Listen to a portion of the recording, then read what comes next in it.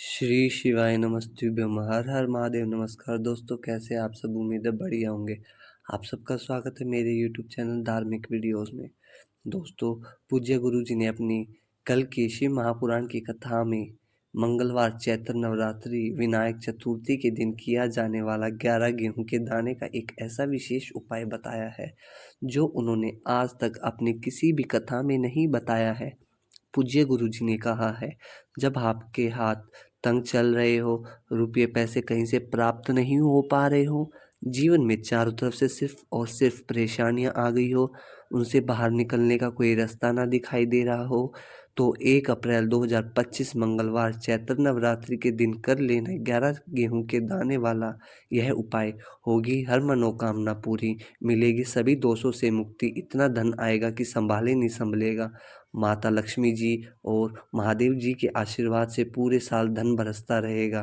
दोस्तों, जैसे कि आप सभी लोग जानते हैं कि 1 अप्रैल 2025 यानी मंगलवार को पड़ रही है चैत्र महीने की नवरात्रि चतुर्थी तिथि। और दोस्तों, यह वह तिथि है जो चैत्र महीने में पड़ने वाली सबसे बड़ी और चैत्र महीने की पहली चतुर्थी तिथि है, क्योंकि यह मंगलवार के दिन पड़ रही है और इसका विनायक चतुर्थी का व्रत भी रखा जाएगा और हमारे हिंदू धर्म में इसका बहुत ही बड़ा और विशेष महत्व होता है।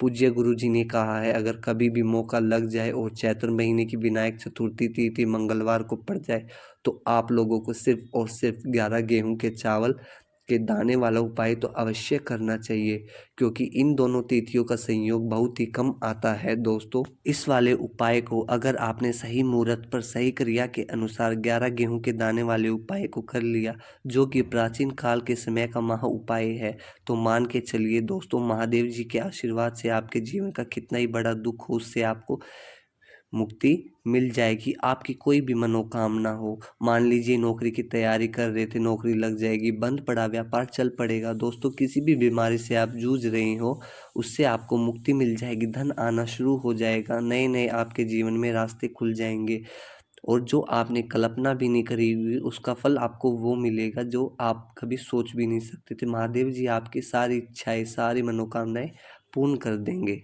दोस्तों, यह उपाय पंडित जी ने अपनी अभी की ही शिव महापुराण की कथा में बताया है, जो इस उपाय को आज हम आपको बहुत अच्छे से समझाने वाले हैं।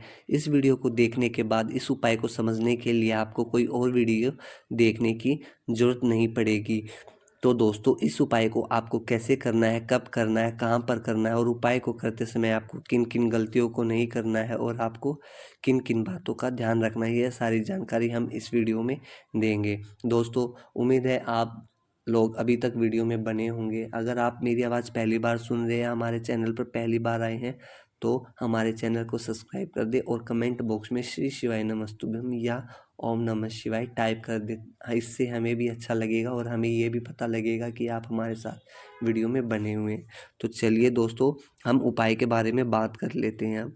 दोस्तों, 11 गेहूं के दाने वाला उपाय इतना महत्वपूर्ण होता है, इतना बड़ा और विशेष होता है कि देखा गया कभी कभी बड़े बड़े पूजा पाठ अनुष्ठान से जब मनोकामना पूर्ण नहीं हो पाती, वे 11 गेहूं के दाने के उपाय से पूर्ण हो जाती है।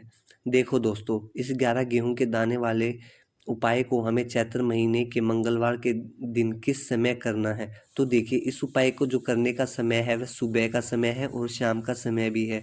अब देखिए, यहाँ पर हम मुख्य रूप से सुबह का समय नहीं बोलेंगे, क्योंकि 1 अप्रैल मंगलवार चैत्र नवरात्रि का दिन है और इसी दिन पर दोष काल के समय का बहुत ही बड़ा महत्व होता है। बाकी अगर सुबह के समय भी करेंगे तो अच्छा होगा, उसमें कोई दिक्कत वाली बात नहीं है।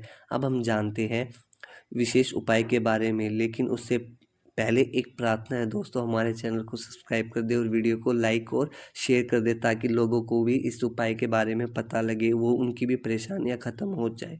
देखिए दोस्तों, अब आगे हम बात कर लेते हैं कि हमें उपाय के लिए क्या क्या लेना है। इस उपाय के लिए आपको 11 गेहूं के दाने लेने हैं, ठीक है, और 11 दाने लेने के बाद आपको जरूरत होगी चावल के दानों की। 11 चावल के दाने और 11 गेहूं के दाने आपको लेने हैं। और चावल के दाने और गेहूं के दाने हैं ना, जो 11-11 आपने लिए हैं, वो कहीं से भी खंडित नहीं होने चाहिए। और दूसरी बात, आप ये पूछोगे कि भैया ये चावल और गेहूं के दाने आपको लेने कहाँ से? देखो, ये जो गेहूं के और चावल के दाने हैं वो आपको अपने घर से ही लेने हैं। किचन में रखे, कहीं भी रखे हैं, वो आपको अपने घर से लेने हैं। ऐसा नहीं है कि भी चावल भी किस प्रकार का होना चाहिए, जैसा भी चावल आपके घर में है आप वैसा चावल ले सकते हैं। बस आपको एक बात का ध्यान रखना है कि चावल और गेहूं कहीं से खंडित नहीं होना चाहिए, क्योंकि महादेव जी को खंडित चावल और गेहूं समर्पित नहीं किया जाता। और आपको एक तांबे का लोटा लेना है जिसमें आपको जल भरना है। जल आपके खुद के घर का ही होना चाहिए, मंदिर का नहीं होगा। अब यह सामग्री लेकर पहुंच जाएंगे महादेव के शिवलिंग के पास में। शाम के टाइम प्रदोष काल में कर रहे हो तो आपको क्या है, अपना जो फेस है नॉर्थ डायरेक्शन, उत्तर दिशा की तरफ रखना है। ठीक है दोस्तों, जो मैं बता रहा हूँ आपको ध्यान से समझना है, या फिर आप कहीं पे लिख ले, जो जो मैं बता रहा हूँ आपको उपाय समझ में आना चाहिए। देखो, महादेव को अगर कोई सबसे प्रिय है ना, तो वो उनकी सबसे छोटी पुत्री जिनका नाम है माता अशोक सुंदरी जी।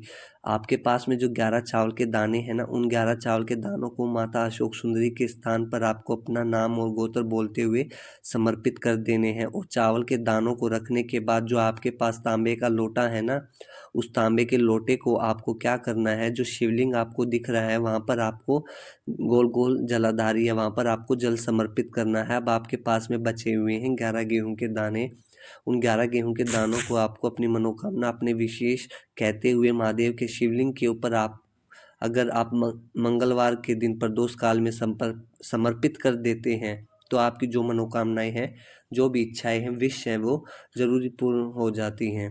दोस्तों, आपको 11 गेहूं के दाने कैसे समर्पित करने हैं? आपको पहले अपने गेहूं के दाने अपने दाएं हाथ की हथेली पर रख लेने हैं, और फिर आपको एक गेहूं का दाना उठाना है और शिवलिंग के ऊपर आपको रख देना है, और आपको मंत्र का जाप